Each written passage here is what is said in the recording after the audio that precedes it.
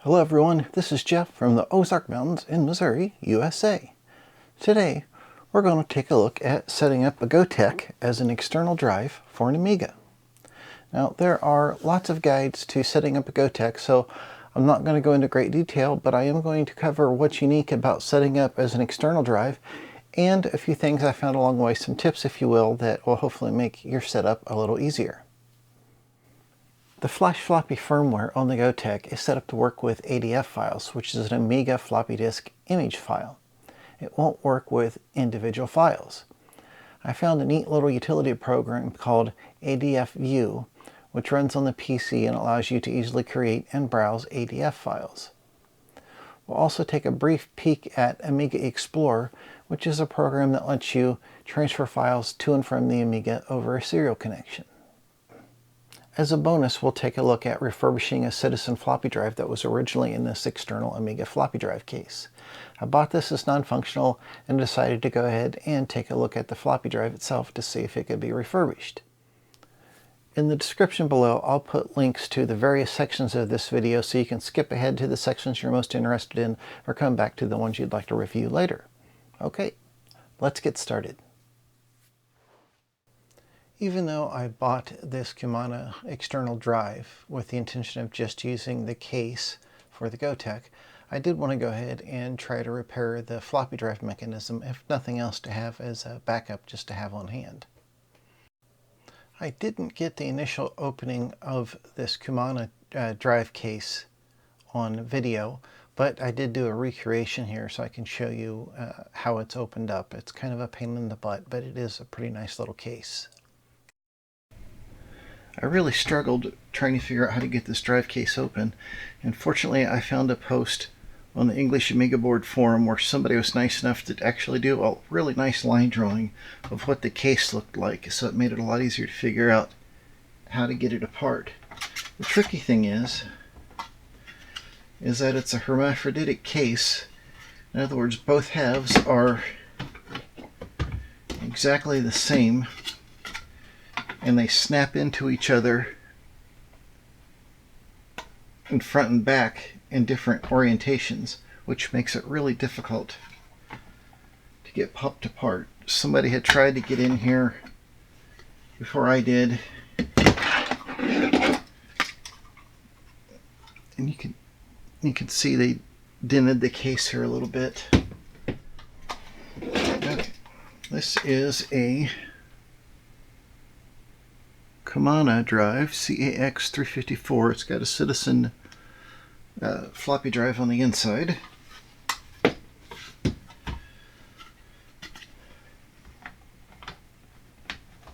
And it sits like this, and I'm not stamping this together till I'm done. You'll need some sort of spudger, and mine's half broken. But if you start at the front of the case, and you get on the side with the longer flap here, so you've got, with the drive right side up, you can see on the left side here it hangs over this way. So this part goes over this part. And you can get your spudger in beside the drive bezel and start popping this out and push in here till you can get this to pop the rest of the way out. And I took some plastic shims and stuck in here. And then I popped the back loose on one side, and then I started the back on the other side, and the whole thing popped apart. It's really a pain in the butt, but it is a neat little case. And this just lifts out of here like so.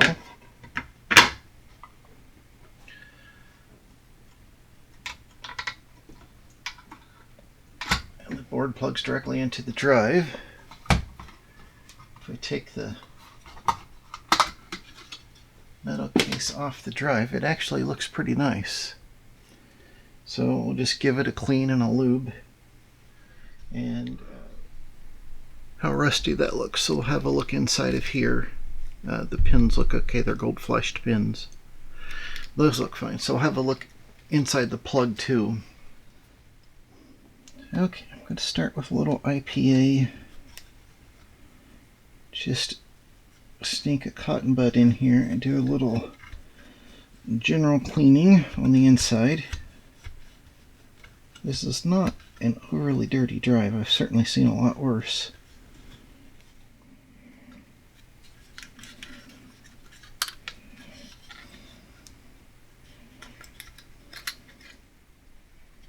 Now we'll get the old grease off the worm gear here.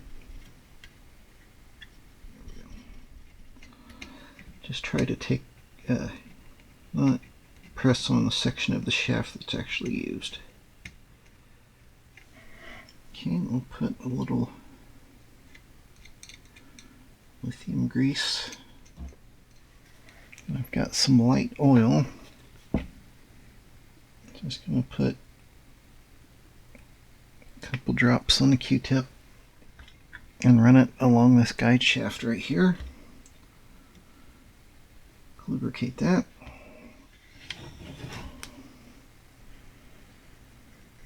And we've got some denatured alcohol and a cotton swab. Very carefully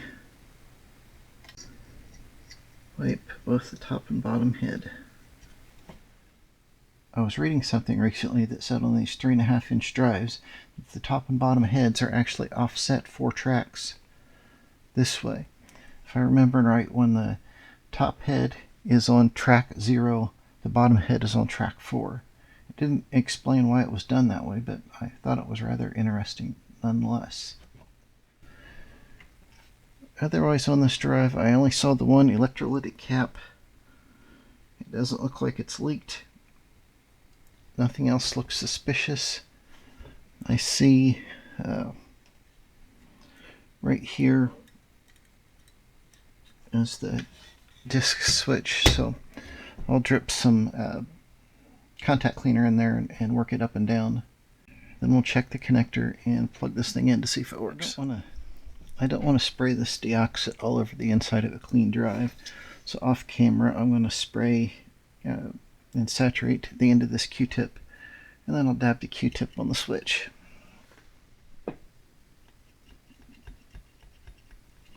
I'm just dabbing that down on the 2 little plungers that are in there. Let's set this part aside, and we'll go ahead and look at the connector here. The rest of the circuit board actually looks okay. It's clean. It's not been wet. Just a little smudgy stuff from manufacturer, but that shouldn't be a problem. And you notice this also has what I suspect is an enable-disable switch on here. So the only problem might have been that that was in the wrong position and the seller just didn't realize it.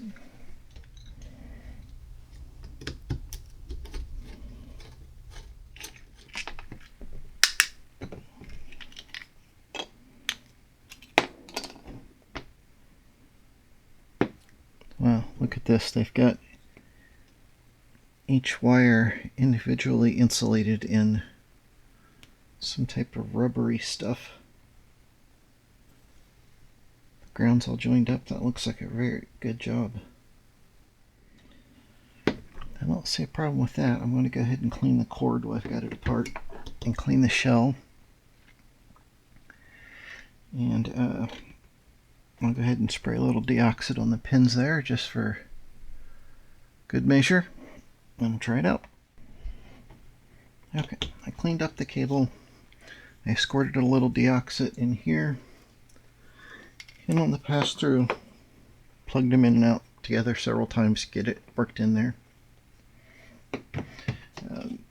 All the hardware for this shell, for the 23-pin connector, was really rusty, and I couldn't find my stash of spare hardware, so I stole some from this new 23-pin connector I had. And now we'll put the shell back on here with some shiny new hardware. I don't have the long thumb screws for this, but I think we'll manage.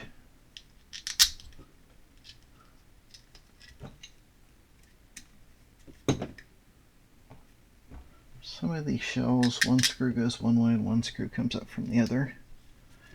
If you just start the screws a thread or so each way, and those screws we don't need, that was for the clamp, which was already on there.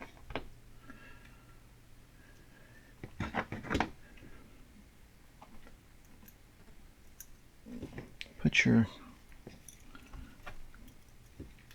washer on there like so.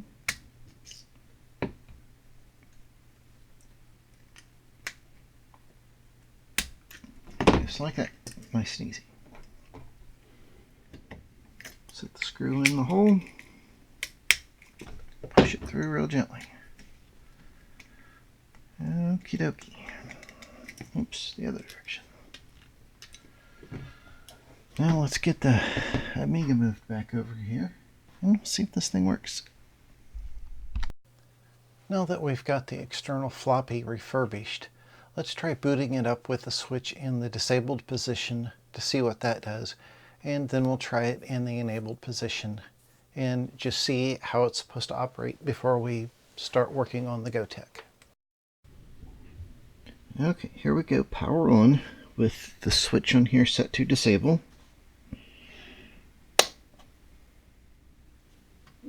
We can hear the internal drive doing its little clicking dance, but there wasn't even a flash here.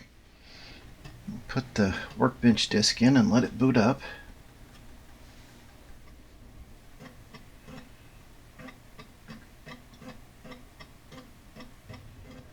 Okay, so we'll bring up the shell here. Give ourselves a little bigger window.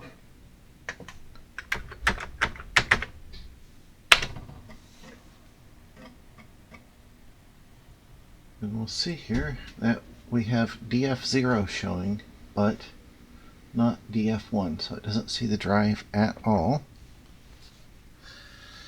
And then if we flip the switch to enabled, run the same command, of course it's still not going to see it. But if we do a soft reset with Control Amiga, launch the drive, we just saw a little bitty flash there.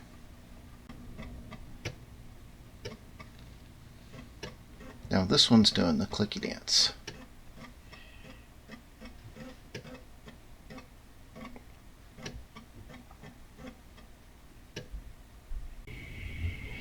Okay, now we'll try Workbench again.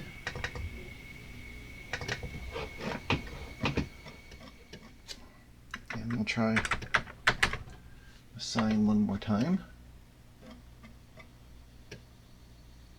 And you notice that we have DF0 and DF1 showing up. I like to thank the fellow on the Facebook Amiga group that told me about the assign command. There we go.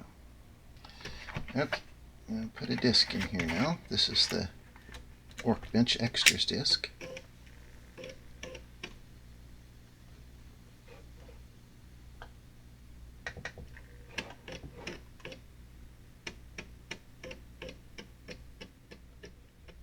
And we'll just bring up the basic demo, something to make the disk drive do a lot of work here.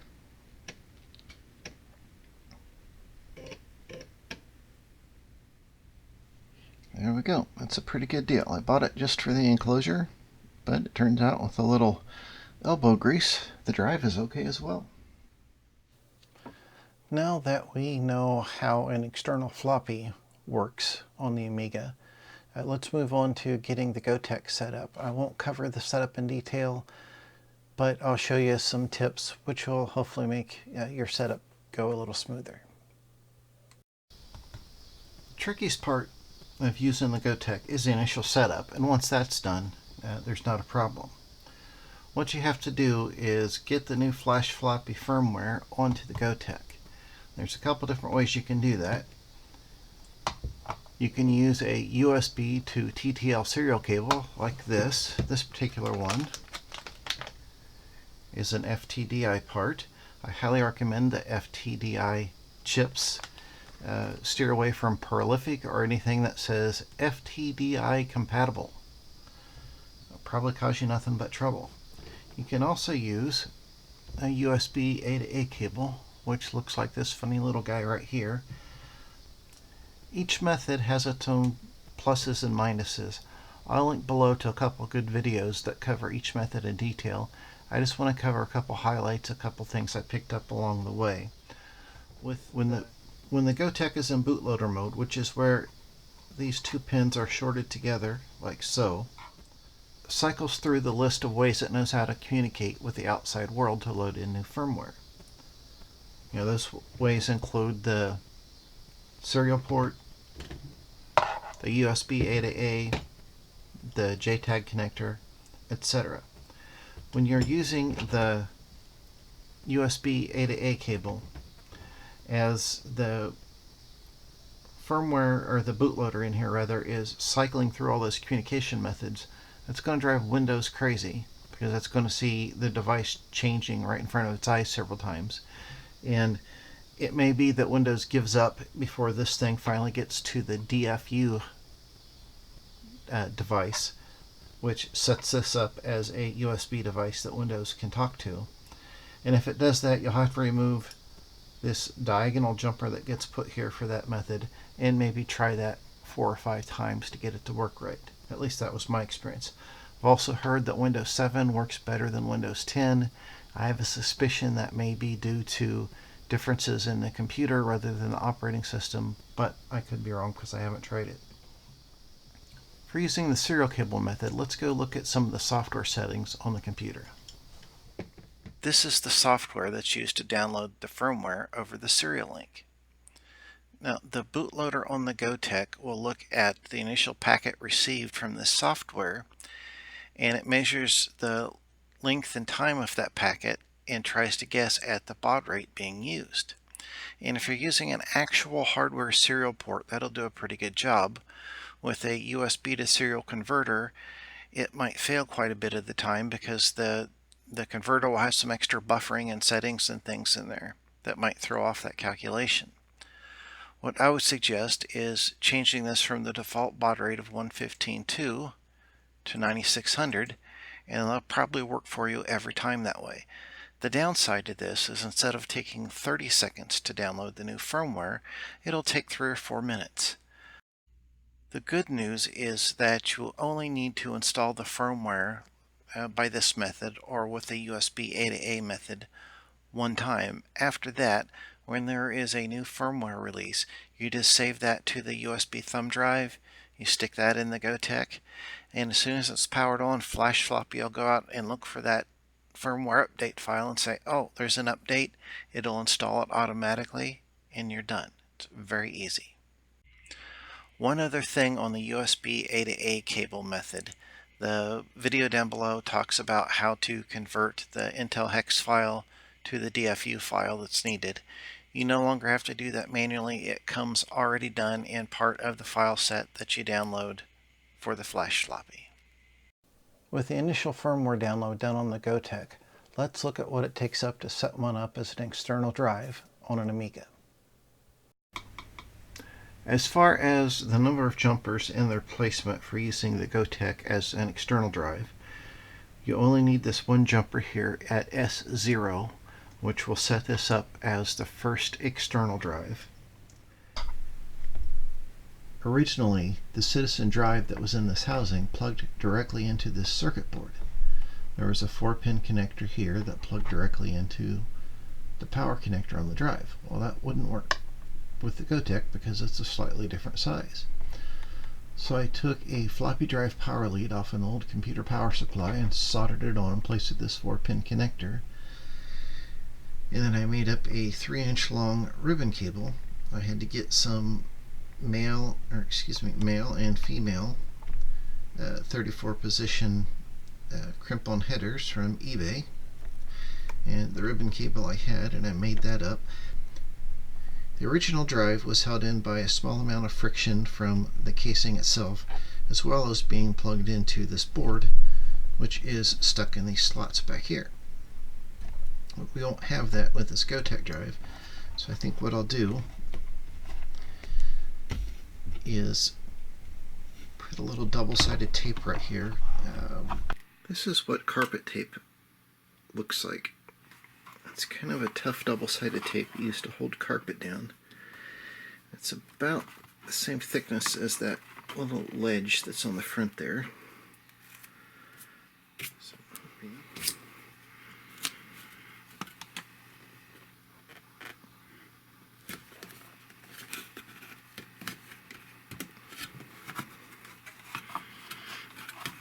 okay, now to get this lined up, that one thickness of tape is not enough.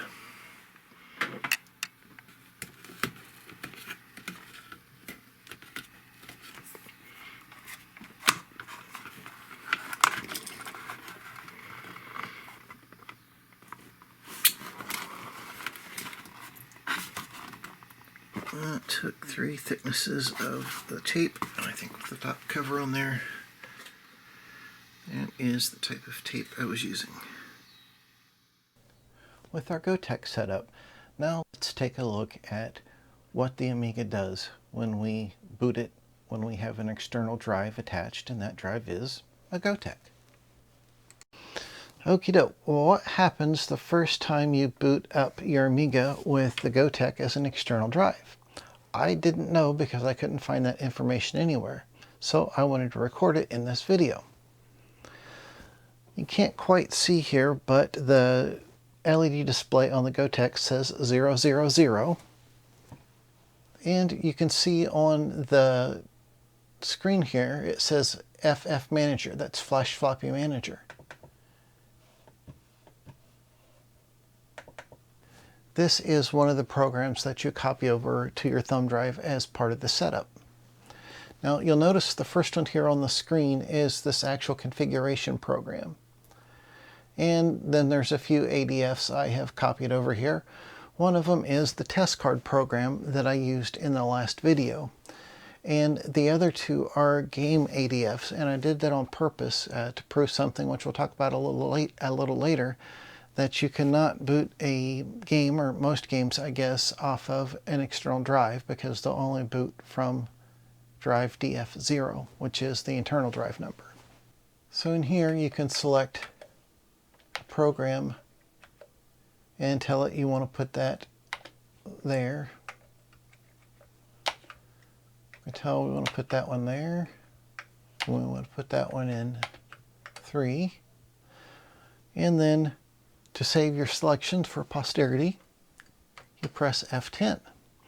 Now, if you've watched a few of my videos, you'll realize that my F10 key wasn't working. I've already swapped that out, and that'll be the subject of another video.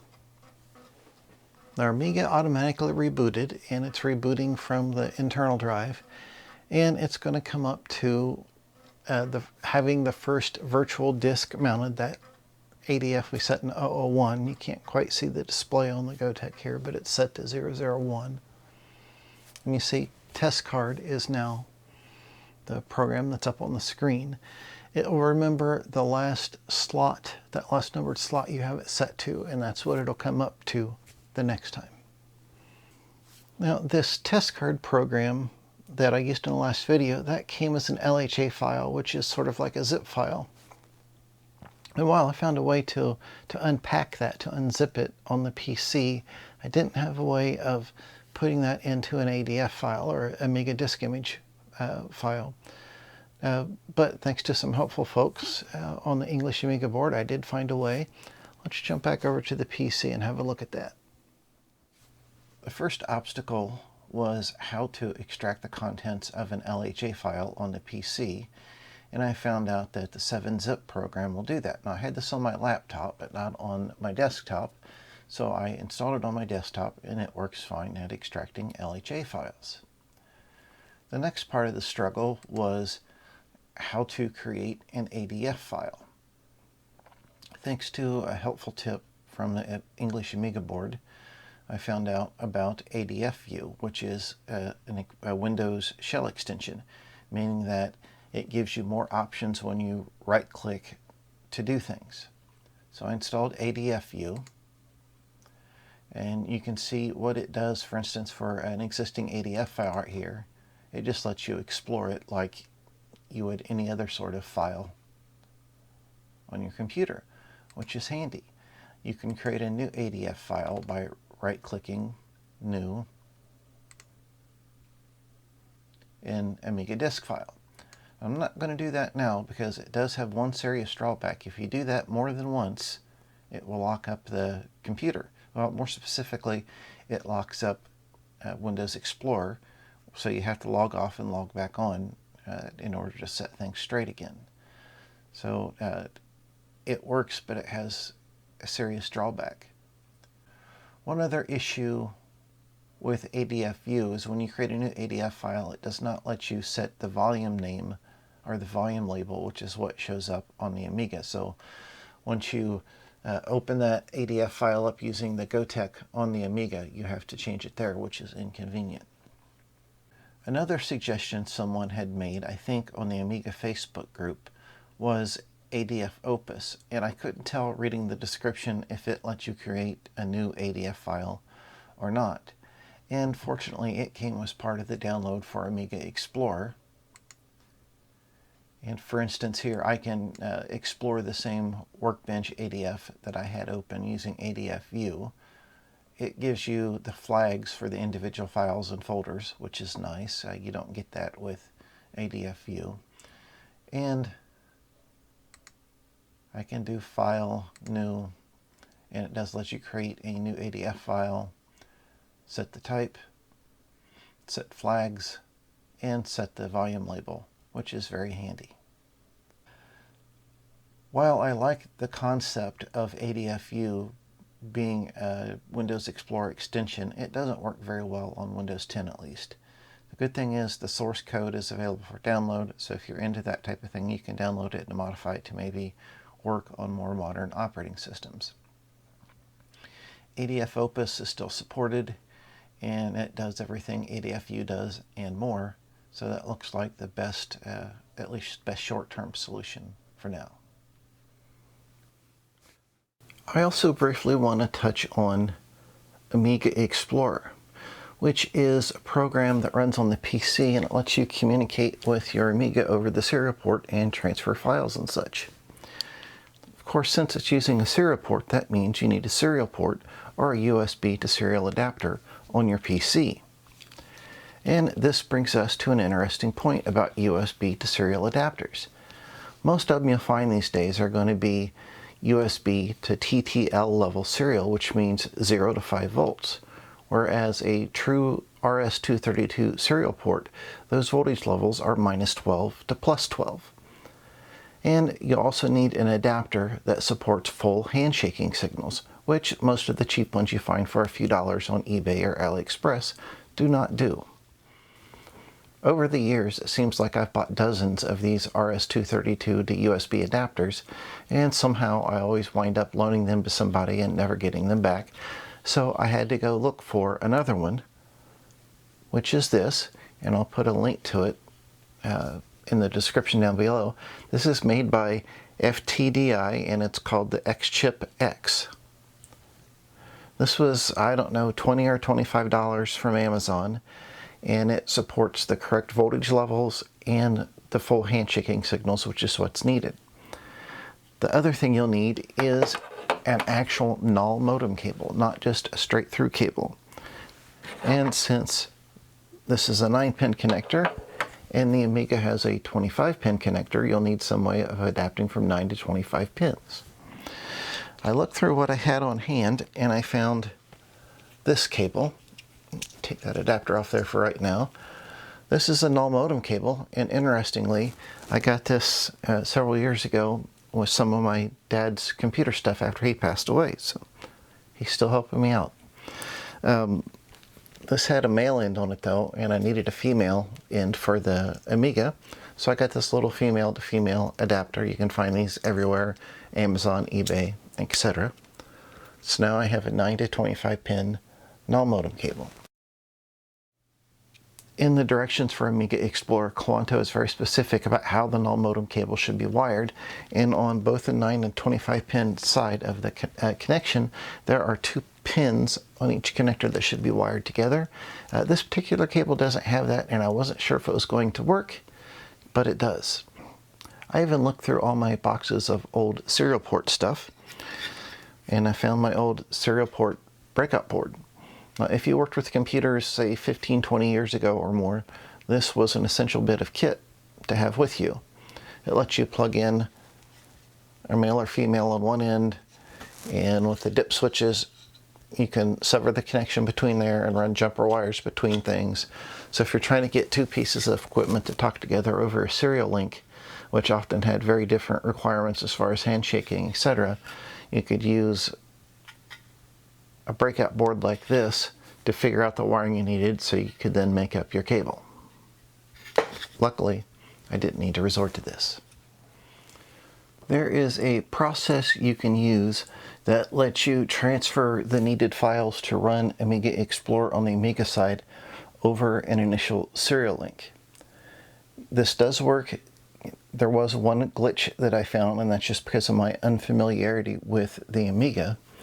The documentation mentions making sure the serial settings are right on the Amiga. I didn't know how to do that, but the only place that shows you what those settings should be are in part of the setup as you've already started the setup, which is kind of confusing. But let me show you how to get to the serial settings in case you don't know, like I didn't. So I'm using Workbench 1.3 here, so if you have a later version, it's going to be in a different place. I'm going to start with my regular Workbench disk here.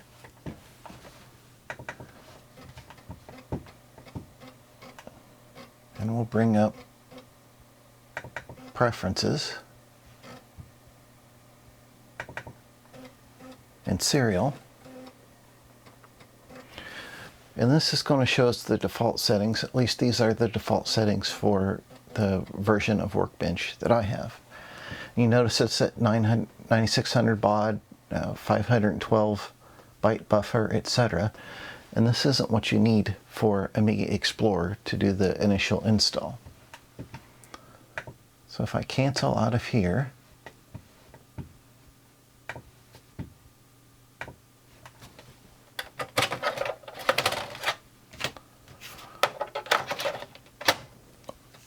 what I did was create a new Workbench disk and deleted some things from it that I didn't need and saved the Amiga Explorer to that. So all the preferences for the serial port should be like that from that version of Workbench. So we'll just reboot using that Workbench disk now.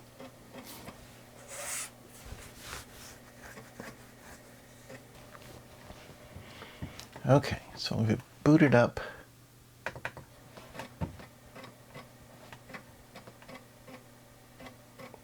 You can see this already has Amiga Explorer saved on it. But if we go to Preferences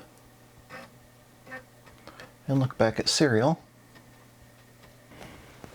we can see that when I saved the serial settings for that initial transfer,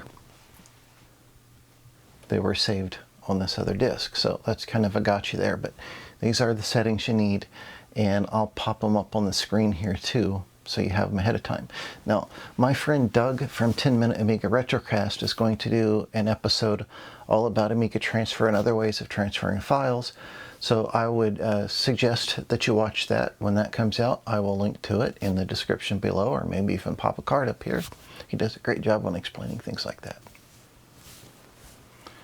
So once you have the serial settings right to do the initial transfer, it gives you very good on-screen directions about what to do, and the process is actually quite easy. And it will do the initial install of Amiga Explorer to the RAM disk, and then you can drag it from the RAM disk to your floppy disk, and it's that simple. When you go to run it, it was a little tricky, at least for me initially, because I wasn't sure what to expect. I'm going to start this, and I'm also screen capturing the Amiga, and just look for a brief flash here. That's the only indication you get that it's running in the background.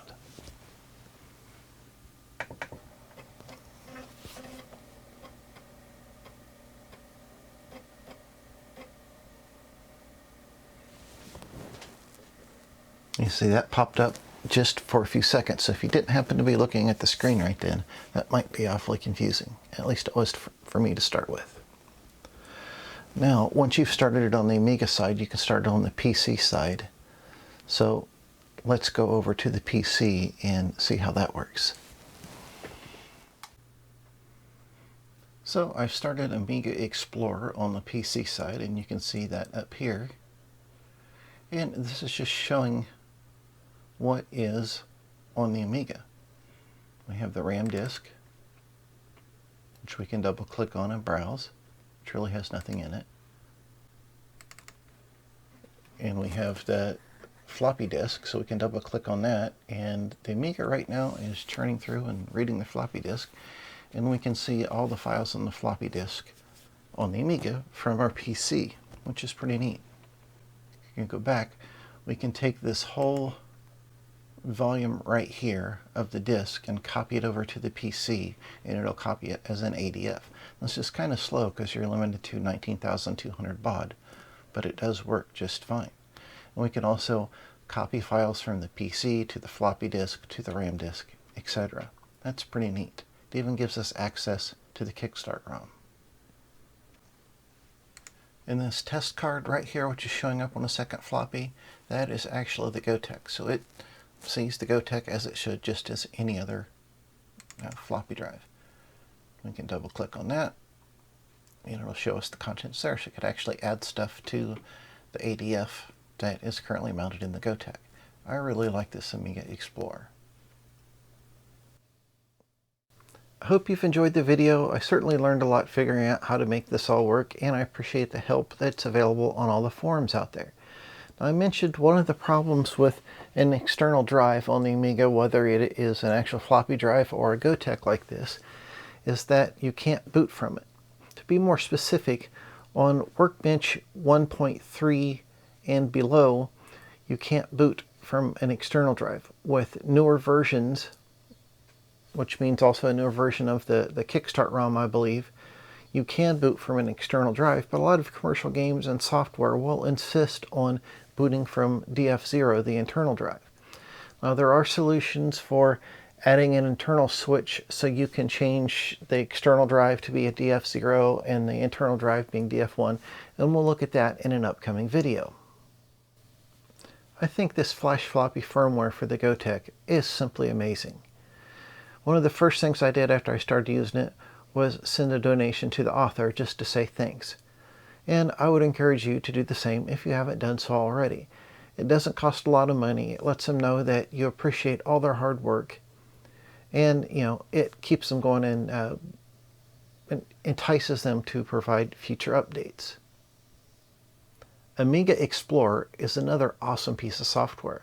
It's available as a free download, but you can register it and pay a small fee, which I would encourage you to do. However, it does come as part of Amiga Forever, so if you have Amiga Forever, you already have a license for it. I recently bought a boxed version of Amiga Forever from Amiga on the Lake because they've had it for sale recently.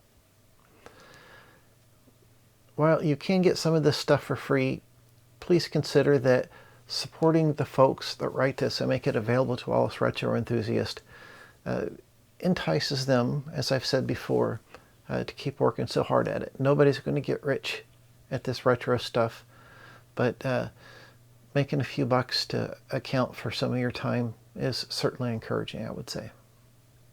Say, if you're a subscriber, thanks, I really appreciate it. It's very encouraging. If you're not, what the heck are you waiting for? If you look down below, you'll see a rectangular button that says subscribe. If you click on that guy, it'll subscribe you to my channel. Once you subscribe, you'll see a bell-shaped icon. If you click on that, it'll let you know just as soon as I post a new video. If you like the videos, please give it a thumbs up, share it, leave comments down below. I'd love to talk to you. Thanks, and until next time, bye.